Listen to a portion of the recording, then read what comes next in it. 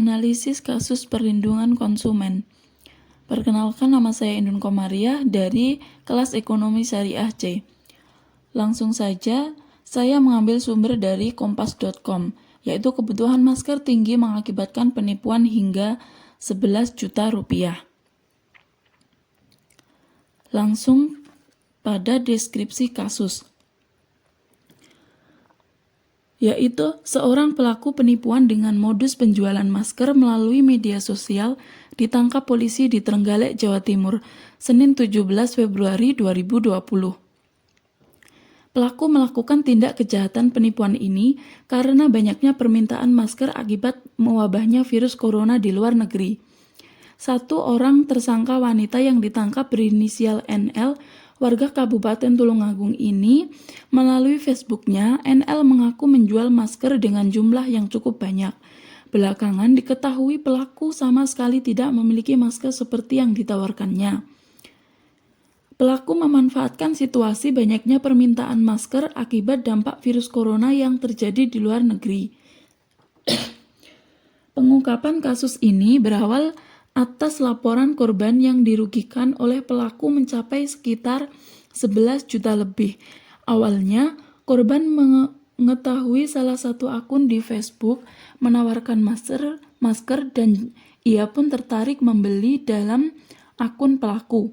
Tertera foto aneka masker berbagai merek dan jenis, harga, serta nomor telepon pelaku yang bisa dihubungi. Di Facebook, pelaku juga menuliskan mampu menyediakan masker dalam jumlah banyak. Korban merasa tertarik dengan masker yang ditawarkan pelaku.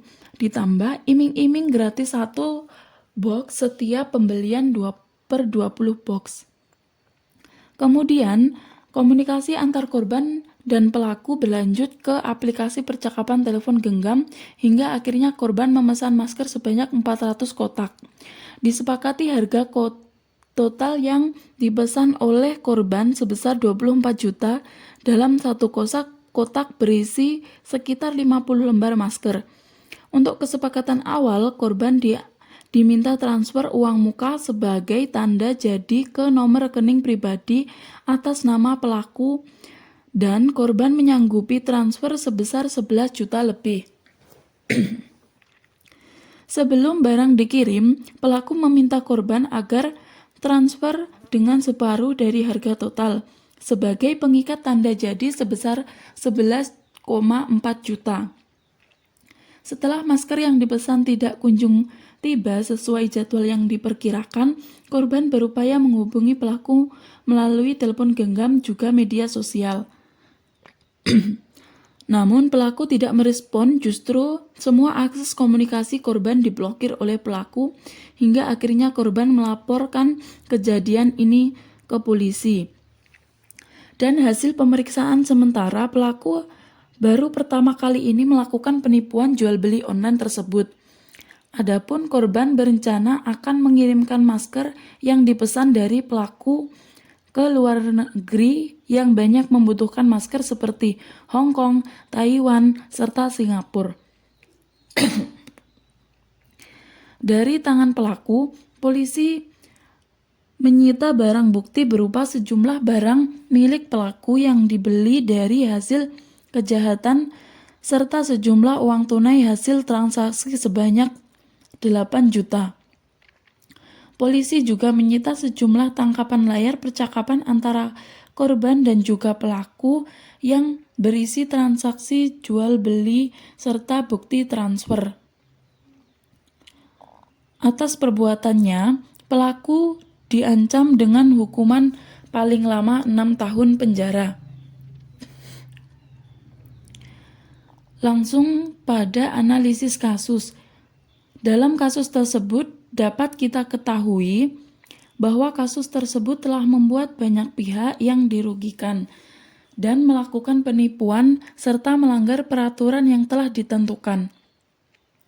Salah satunya dimuat dalam Undang-Undang Nomor 8 Tahun 1999 tentang Perlindungan Konsumen Pasal 8 Ayat 1F bahwa pelaku usaha dilarang memproduksi dan atau memperdagangkan barang atau jasa yang tidak sesuai dengan janji yang dinyatakan dalam label, etiket, keterangan, iklan, atau promosi penjualan barang dan jasa tersebut. Dalam setiap orang yang dengan sengaja memberikan informasi yang tidak benar, palsu, dan atau menyesatkan kepada pemegang polis, tertanggung atau peserta yang dimaksud dalam pasal 31 ayat 2 dipidanakan dengan pidana penjara paling lama 5 tahun dan denda paling banyak 5 miliar rupiah pada pasal 75. Untuk itu, di sini konsumen atau para pemegang polis pantas untuk mendapatkan hak dan perlindungan agar kasus seperti ini segera ditindaklanjuti agar tidak terjadi korban di kemudian hari. Kemudian, solusi kasus. Berdasarkan dari kasus tersebut, seharusnya pihak konsumen harus lebih jeli dan cermat lagi sebelum melakukan transaksi online dimanapun dan aplikasi apapun yang digunakan. Apabila dari awal sudah merasa ragu atau janggal terhadap toko atau orang tersebut, maka tidak usah dilanjutkan lagi transaksi tersebut. Sekian presentasi dari saya, ada kurang lebihnya